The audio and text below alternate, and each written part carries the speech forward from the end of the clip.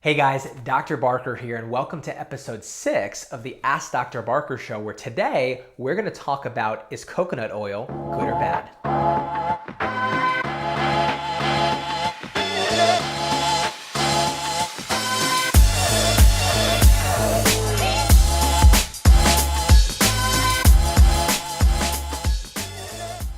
Hey guys, Dr. Barker here, and welcome to episode 6, where we are going to dive into some weight loss tips and how to overcome that. But most importantly today, we're going to talk about controversial coconut oil. Is it good? Is it bad? Should you stay away from it? And what you and your family could and should be consuming. So, recently you probably read the new article by the American Heart Association saying coconut oil is bad. We've been living a lie. It increases cardiovascular disease. And I don't know about you, even when I hear something like that, it's not like, a weird internet blog is writing that. This is an authority when it comes to health. American Heart Association is right up there with Mayo Clinic and WebMD, things like that. But I wanted to address the pros and cons and kind of dissect this article. And I wrote, specific points down. But American Heart Association, they were saying that coconut oil contributes to heart disease. And instead, though, it wasn't like don't use coconut oil, use something better. It was like use vegetable oil. And I'm going to dive into that. We know that causes inflammation, which over time increases your chance of cardiovascular disease. That's been proven. But I wanted to talk about the history of the American Heart Association. I always say if you want to know what people stand for, you got to know the backstory of them. An amazing society. 1920, cardiologists came together and they wanted to come up with all the cutting edge research how to reduce stroke and reduce heart disease in patients. That's a noble cause. Amazing, phenomenal. They've done a lot of good, but unfortunately, this is where the problem comes in. A lot of this association relies solely on corporate funding. Now, the top corporate funding distributors in this association is Subway, Cheerios, Bayer, Monsanto. And, the thing is this, if American Heart Association comes out with research that says, hey, stay away from these products, it's going to damage their bottom line. And honestly, they're going to get their funding cut like that. So there is a third-party kind of insider trading going on. Now, you can see up in the top corner, some of the claims of the American Heart Association in the past have been questionable. You could see this up there. They said in the past, Crisco is the new healthy fat. It's unsaturated. It's basically vegetable oil. Use that and you're going to be basically in great health. And you could see it. It's endorsed by them. We know that's not right, and they know that's been retracted. So my point is there's been so many things that they say, and then research catches up to it and that wasn't a good idea. Also, you could see in the top corner, they're saying to eat fat. So they're saying olive oil is good, salmon, nuts. You could see it, avocados. And even in their own billboard, it's saying that those fats lower cardiovascular health, lower LDL, such as your bad cholesterol, lower triglycerides, and it even says provides essential fatty acids that your body cannot make. But what they simply did is they took coconut oil, and you could see it. It's on the right-hand side. They said, well, you can have all those fats, but don't eat this one. It's like it doesn't even make sense. Now, the real questionable research comes with this. They're saying replace saturated fats, omega-6s, the coconut oil that is loaded with that, and replace it with vegetable oil. The problem is you can find any nutrition study. It's not even open for discussion that vegetable oil cooked in high heat increases inflammation and over time creates cellular damage in your body, which eventually is going to the constant inflammation in your arteries, will bump up your LDL, bad cholesterol, will bump up your triglycerides, and eventually increase your chance of cardiovascular disease. So that just does not make sense. Also, too, they're saying instead of having fats, have high consumption of processed carbs. So if you're not eating a lot of fat, say everything is low fat nowadays, low fat just means high carbs, high sugar. And we know this, that high carbs is going to bump up your sugar levels, so it's going to create a glucose spike. It also causes inflammation and increases heart disease. I mean, no one is going to deny that out there.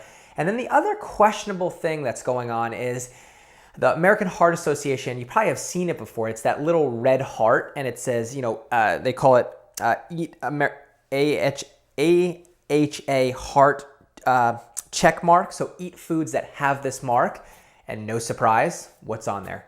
Subway, Cheerios, Bayer. I could go on, and I'm not saying those companies and those products are bad, but it is interesting that saying stay away from foods that are fatty and eat more carbs. And by the way, these companies are someone that has a vested interest and basically pays for our funding. So you got to know that when you make your decision on is coconut oil good or bad. Now, the research too about coconut oil is phenomenal. I mean, this is all clinically proven for years that the research is that coconut oil helps digestion.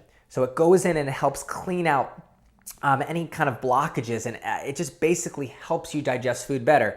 Strengthens immune system. We know it has caprylic acid, lauric acid, helps with fungal infections, help reduce candida. We know that. I mean, I've done videos you can watch on oil pulling. We know that it kills all sorts of viruses and pathogens, improves your bone health, reduces inflammation. That's not even open up for discussion. Treats Alzheimer's disease. We know that half of your body weight in your brain, I would say your brain weight, is made up of fats. If your body doesn't have the proper fats, it's going to downregulate serotonin. It's going to affect neurotransmitters. So coconut oil, and I could go on and on, it helps your hair, your skin, your nail health. It is phenomenal, phenomenal, phenomenal in increasing your body's health. But the last thing I want to leave you with is we could talk all, until the cows come home, but it's not about what people say. It's about the results. Now, I actually say if you want to, be healthy like someone, or maybe if you want to be just like someone, you have a mentor. So I wanted to look at other cultures that eat tons of saturated fat and have very limited carbs. And I wanted to see, how their heart disease levels were. And this is pretty amazing. You can look this up. The Massi culture, it's Massi. They actually consume 60% of their diet. 66% of their diet is saturated fat. So coconut oil, things like that. And they have one of the lowest incidence of heart disease. The Eskimos, 75% of their diet is fat. Think about it, fatty fish, all these different products, and they have one of the lowest incidences of heart disease. And they're finding out this, guys. Cultures that have the lowest amount of heart disease, they eat the most fat, but guess what? They have the least amount of processed food and carbohydrates. And what I've noticed in Western culture, where we live right now, I've noticed that we are eating the most amount of low fat that we ever had. If low fat was working, our heart disease levels would plummet to a point where they wouldn't even exist. But what is heart disease doing? It is skyrocketing.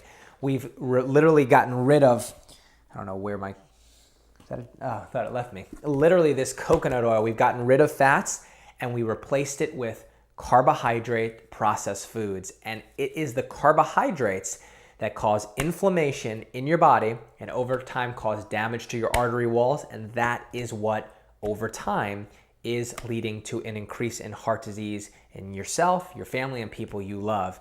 I mean, honestly, I know I said it, but think about it. We have more low fat than we've ever had, and we have more processed foods, and heart disease is higher than ever. So, the verdict is you have to decide, but, after kind of putting coconut oil on trial, I would say the verdict is out. Coconut oil is good for you. It's absolutely phenomenal in increasing your health. So I would continue to use it. Now, speaking of coconut oil, I want to talk about coconut oil and weight loss. So this is pretty cool. We're on one of these magazines, but people were asking, when it comes to weight loss, I'm not losing weight and I'm doing everything right. So I really wanted to touch on that for 1 second. And that ties into coconut oil, is that most people are taking low-fat diets, they're drinking diet drinks, and they're working out and they're not losing a pound. Now, I want to talk to you about that. The research shows is that actually if you eat more saturated healthy fats, and you can watch these in my other videos like avocados, coconut oil, you eat walnuts, cashews, almonds. You can don't cook with it, but put olive oil on your salad, that you actually long term will lose more weight than if you didn't eat those foods. So again, if you're trying to lose weight, and you can, we'll put a link below, you can read the article on the magazine, but if you're trying to lose weight, stay away from diet foods because they're processed, they're gonna cause toxicity, and stay away from processed carbohydrates. A lot of people are saying, yeah, I'm eating a bowl of Cheerios in the morning and I'm eating granola bars, but if you're not burning those carbohydrates off, they are going to get stored as that sugar is going to get stored as fat, and that's what's increasing your weight gain in your stomach, in your arms. But actually, coconut oil and specifically avocados have medium chain triglycerides. They actually can't be stored as fat. They're immediately used for energy. So I encourage you, start using coconut oil. Read our article below on weight loss and how increasing saturated fat will actually help you this year reach your weight loss and your health goals.